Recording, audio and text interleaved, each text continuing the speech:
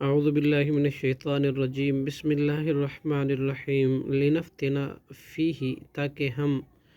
آزمائیں انہیں اس میں ومن یعرض اور جو کوئی اعراض کرے گا عن ذکر ربی ہی اپنے رب کے ذکر سے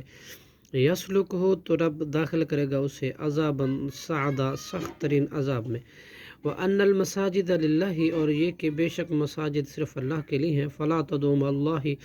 لہٰذا نہ تم پکارو اللہ کے ساتھ احداً کسی کو بھی وَأَنَّهُ اور بلا شبہ شان یہ ہے لما جب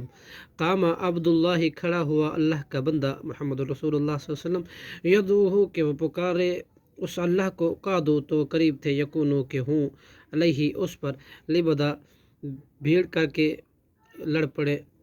کل انما کہہ دیجئے بس ادعو میں تو پکارتا ہوں ربی اپنے رب کو ولا اشرک اور نہیں میں شریک ٹھہراتا بھی اس کے ساتھ احدن کسی ایک کو بھی کل انی کہہ دیجئے بلا شبہ میں لا عملی کو نہیں اختیار رکھتا لکم تمہارے لیے ذرن کسی